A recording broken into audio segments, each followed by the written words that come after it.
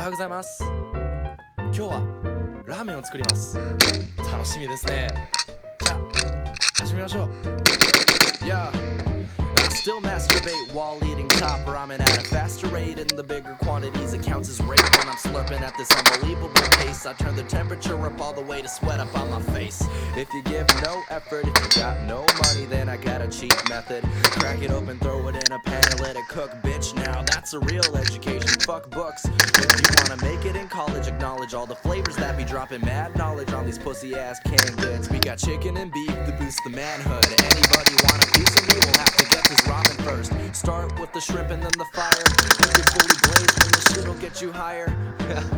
35 cents a pack, 3 for $1. Unbelievable pricing. That's the future of a blue collar worker. And I'm talking about ramen. The shit'll fill you up when you're feeling like an African.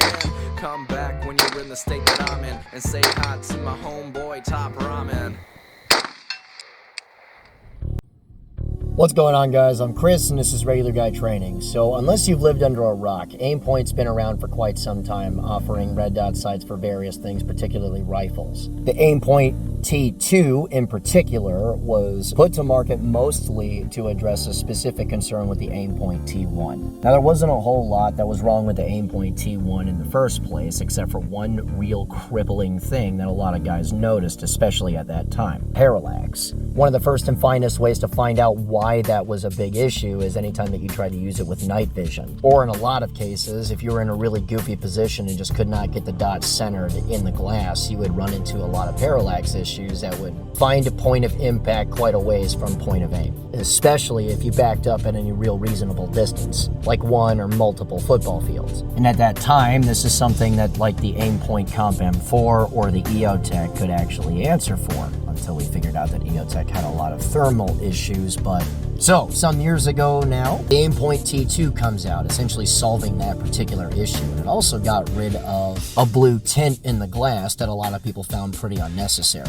Now, for those that have been around for some time or have been checking this sort of thing out, this doesn't really come as a surprise. The Aimpoint T2 is one of the giants as far as rifle optics are concerned. This particular example, as well as many other examples that I've seen, are capable of dealing with quite a bit of shock, whether it be on AKs, shotguns, SCAR 17s, G3s, or in one particular case that I could actually vouch for, a 249 light machine gun. Quite unlike most cheap optics, the T2 is pretty much impervious to all these things unless you decide to set it next to a whole bunch of tannerite and explode it, which I don't really see why you would in the first place. Another thing that a lot of people don't quite give credit to the Aimpoint, especially in this particular model, is, man, the turrets are actually very, very accurate. Now, most of the time, if you look on the inside of the cap or look in the instruction manual for a lot of red dots that are out there, they'll say that especially in this format, each individual click is a half minute at 100.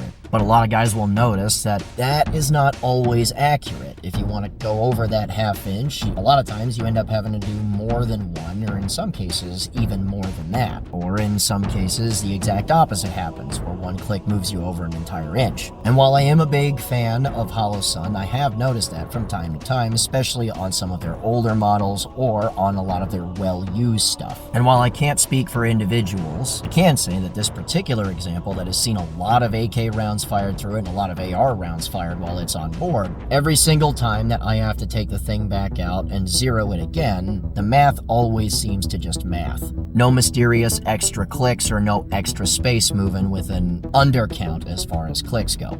Another thing that a lot of people don't really give Aimpoint credit for, because it's just assumed at this price point, is that each individual click is very well felt and it's kind of hard to move in comparison to some of the cheaper stuff. You know for certain that this thing is going 1 or 2 or 12 over without any real issues whatsoever. For a lot of people out there, though, particularly fans of HoloSun and that kind of stuff, that really isn't enough.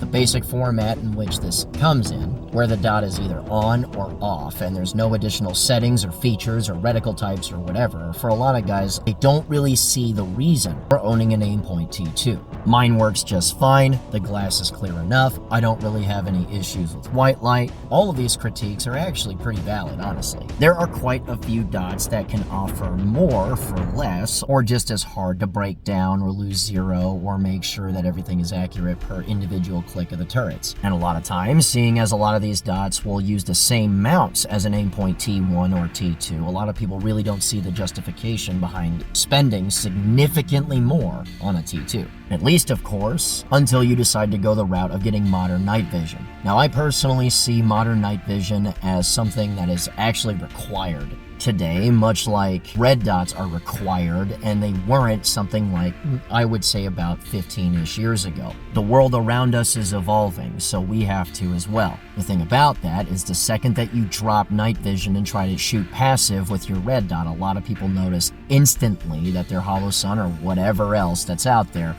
usually doesn't cut it unless it's an EOTech. All of the different offerings that exist that are coming in at lower price points with more feature sets for some reason are a lot harder to use, and a lot of times it gives people this weird skewed impression that shooting passively in the dark under night vision, that is without a laser or illuminator, is somehow difficult or suboptimal or something that you shouldn't even try or not use. Fact is, I actually understand this opinion, at least until you walk out there with an Aimpoint T2 or an EOTech EXPS3. At this point, most people there and then understand the justification for the price point, because after a while you start to figure out that, wow, it really does take a lot, not just to put a colluminator sight together with an LED that projects a reticle. It also takes quite a bit of engineering to take away that blue tint and still have really good battery life. And the Aimpoint T2 stands out in this regard, in the fact that not only does it do all these things, but it actually does last quite a while with just the dot always on. A lot of people then realize that all these fancy reticles and all these different features and that kind of stuff usually has some sort of cost. A really busy reticle is really helpful during the day until we start to shoot at night. A much busier reticle than a simple 2-minute dot that's in front of your face is also something that pulls significantly more battery life away from the optic itself. So anything that's easy to shoot at night and is larger than a small dot projected in front of your face usually has significantly less battery power, i.e. the EOTech. Now, a lot of times still, a lot of people will not have the same opinion if the places that they shoot at are very, very light polluted or easily occupied by the moon. However, if you live in a place that does like to get real dark, and it starts getting real difficult to contrast what you're shooting at versus just the black haze in front of you, that's when all this clarity is really, really important, because it's not just whether or not you can see the dot projected in front of your face, it's whether or not you can see what's out there as well. So as far as considerations go, everyone knows that this review is more or less a layup. It's really nothing that's any difficult to justify to someone, because honestly, if you just want to buy a thing one time and be ready to go from here forward because you don't know if you're going to get into night vision but you'd really like to, this is really kind of a one-stop shop kind of a deal. You know, and then from there you can go ahead and argue back and forth with yourself on whether or not an EOTech is worth it to you. I personally really like an EOTech reticle at night, but some guys really just don't. They find it very busy. Doesn't really matter that much as long as what you need it for is something it's capable of doing. So more than anything else, this video exists for people to more or less just get a grasp on why this dot is still very relevant and why lots of people, especially guys that do a lot of night vision shooting, have a tendency to accumulate them. So more than anything else, guys, I hope that you guys found this helpful. If this is something that you didn't really consider before, and now having heard that, now have something to consider as far as your own setups, and you may be going down the night vision rabbit hole or are already there and are trying to figure out why you're so bad at night vision shooting passive, maybe this is something that you can consider. Other than that, I really appreciate you guys watching. Just so you guys know, the Black Friday sale concludes on the 1st of December. If you were thinking about it and you haven't jumped in on it, I suggest that you do. As far as taking advantage of the Black Friday sales is concerned, a lot of you guys really should be trying to jump on this, because if you saw vehicle class, if you saw dedicated AK class, and also saw how far out those were scheduled, those spots are not secure. The dedicated AK class, for instance, which is in March of 2025, is almost half full. The night vision class is sold out, and the vehicle class, which is a month before that, in 2024, that would be late September, is about half full as well. In addition to that, we have stuff that's up close on the calendar, like Eastman, Georgia, Alabama, for those who've been asking. And there's even a bunch of stuff going on in Drakesboro, Kentucky, basically right on where I live. There's tons of freedom of movement as far as restrictions, because we don't even really have any.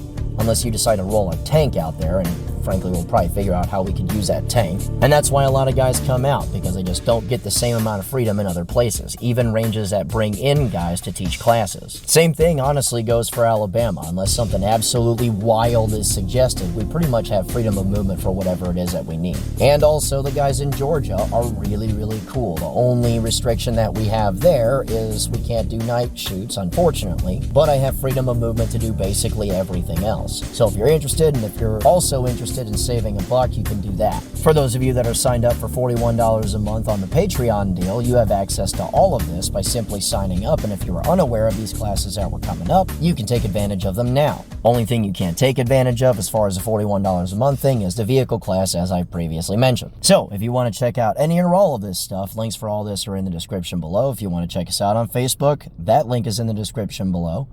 And remember, guys, a regular guy's firearm is the last defense against tyranny. Be easy.